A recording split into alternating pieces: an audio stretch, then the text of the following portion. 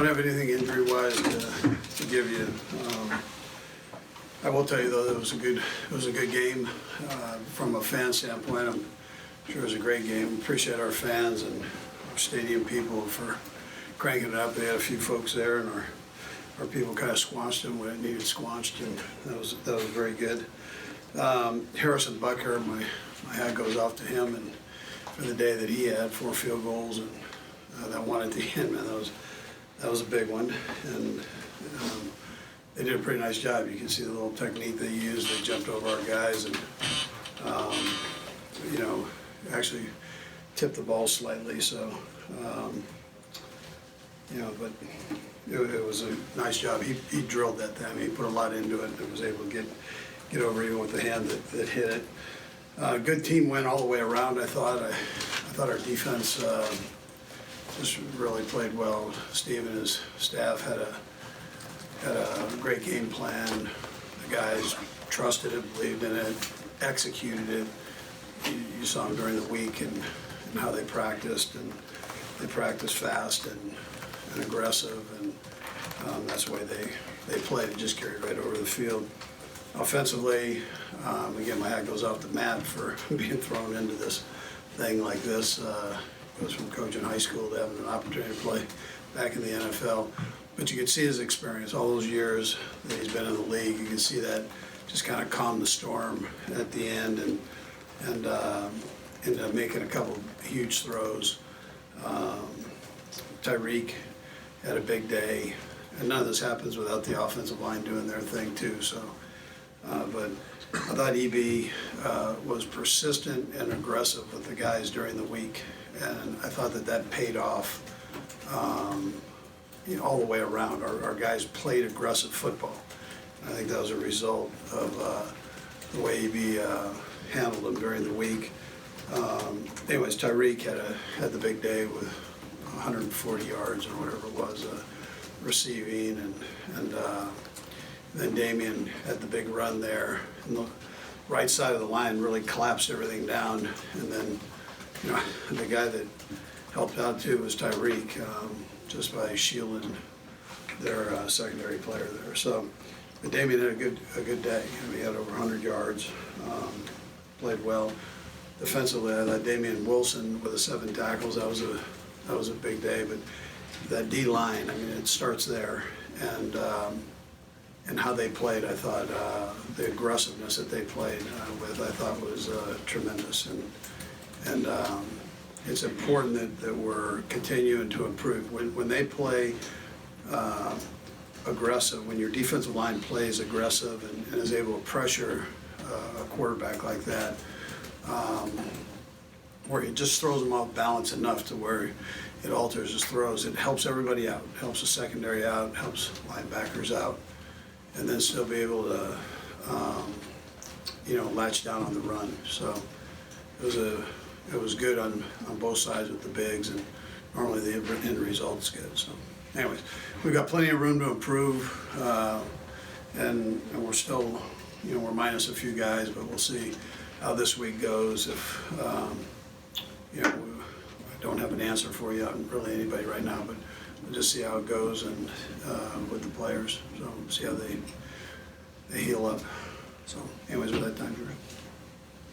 You've been around Tyreek for quite a while now. Does he still continue to amaze you with some of the things that he does on a weekly basis? Oh, yeah, you know what? He loves to play the game. He's got, I think the thing that amazes me the most is he's fast and quick, but it's his endurance, being fast and quick. I mean, normally you don't see that. And I tell him he's got this cheetah nickname, but he's really not a cheetah because they're a burst and then they go rest for about 8 hours. You know, that's not this guy. I mean, he can keep going and I mean, over and over again. So it's pretty amazing. What about his ability to go get those deep balls, to track the ball down the field? I mean, He would have been a great center fielder. Yeah, you said that before, Yeah. but how often do you see that in a speed guy? And he's got a unique combination. He does, and then he's smart on top of all that.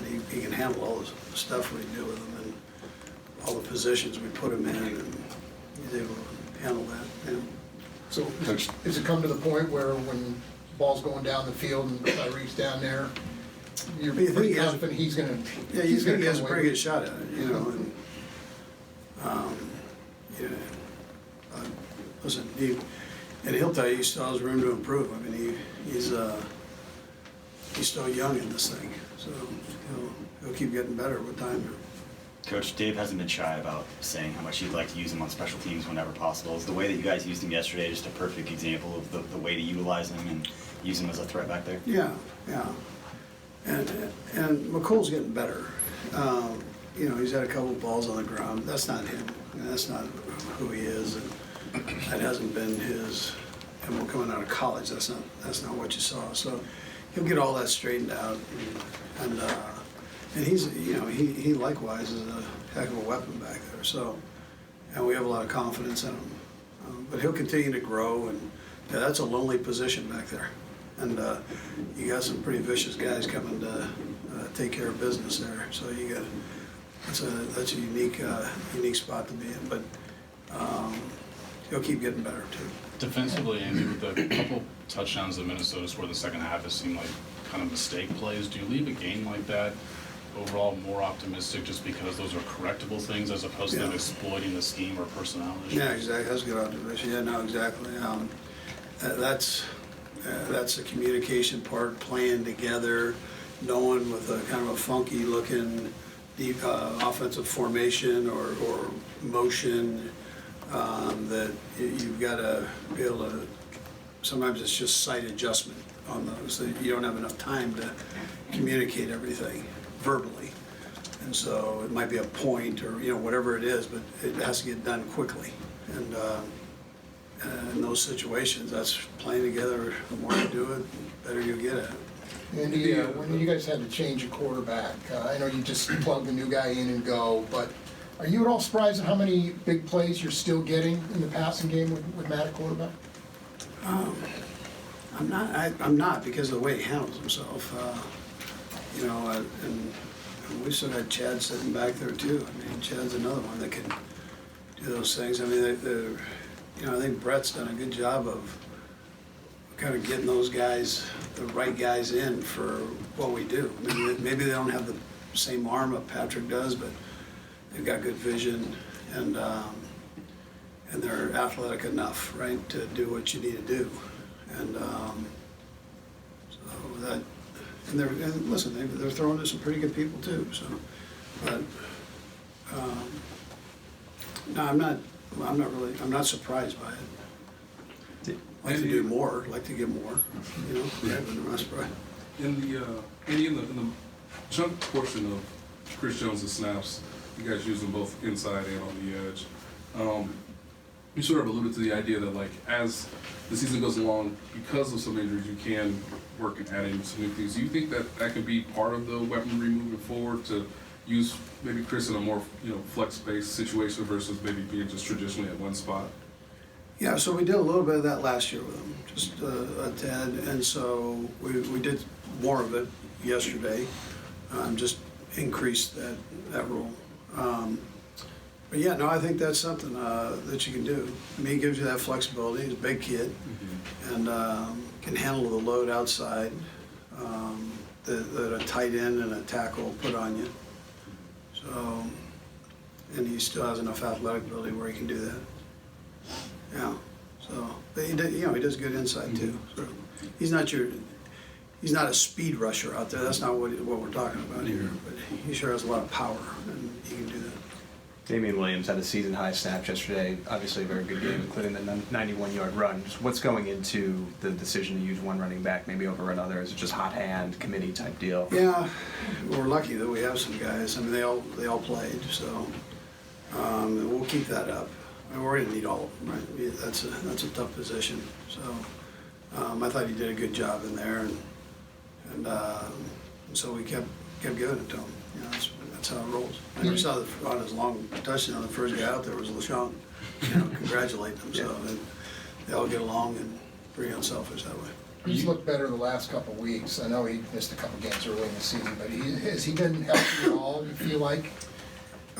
Which, Damian Williams. yeah, so, yeah, no, I think he's gotten more healthy as he's gone on here, and I think he feels pretty good right now. Are you seeing some benefits maybe of those guys knowing that there's more competition at that position, or is that reading too much into that?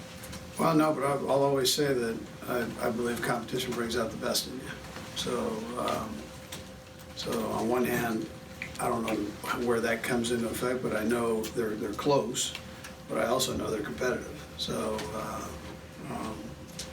you know, and so however that works out, you can read into it from there, but we're always trying to bring in competition at all spots. Makes us better as a football team, and then we really don't care who play, you know, and we don't care if everybody plays in a game. So we encourage that, and be ready, and we'll use you anywhere type deal. Couple more guys. You mentioned EB, you know, being persistent and aggressive with the offense last week. How have you seen him this season, you know, moving into that offensive coordinator role, growing and maturing in that role? You know, you saw him right at the end. I mean, he kind of kept everything intact. There was a lot happening there at the end that could have gotten away. And he was able to kind of calm everything down and still get the play into the quarterback. And the quarterback did a good job of calming everything down. At times there was a rat race out there, which happens at the end of a game in 2 minutes. So, but I thought he handled everything well.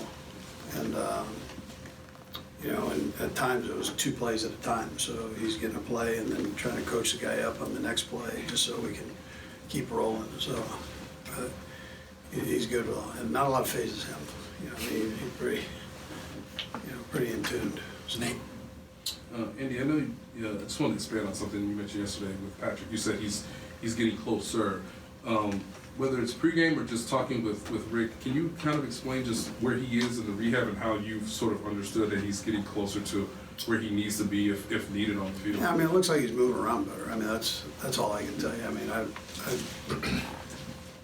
don't know all the medical terms for it. I just thought he looked better this week than he did last week. And is he ready? I can't tell you that. I mean, I'm not sure we'll know that till we get there. You know, so it's who knows. But we'll see how it all goes here. And I'll let the doctors handle all this. But I guess it's just a better understanding for you seeing him in practice in a game routine, sort of whether it's pregame or in practice last week. That sort of just gives you your own eye sort of suggests. Yeah, that so I didn't go out for where he the pre-practice stuff. I didn't watch him do all that. But I can tell you during the week I watch him, and so he just looked better than he had the week before. But he wasn't quite there, so I don't know. I don't know that injury well enough to stand here and predict something. I can't do that. So it's not the most common injury in this league. So. Harvey. Coach, and as a follow-up to Nate's question, he's been limited the last 2 weeks, but how much will it be important for him to put in a full practice to affect your decision on when he will be getting closer? Yeah, listen, I mean, he knows our stuff, so I'm comfortable with that. And then, I mean, that's how I felt going in last week. I mean, if something were to happen where he could go, then he would know the stuff, and it's not a problem there, you know. And he knows our receivers. He spent so much time with those guys, so I'm not that worried about it. I don't know a time for you, Irby, but you know, we'll just see. I'm gonna play it by ear and just kind of go off of that. Last one, BJ. Coach, I know he's been here a short time, but Mike Pinnell, just for a guy who's just stepped in and kind of got thrown into it, just Yeah. how has he helped you guys up front? Yeah, he's a big guy that brings good energy.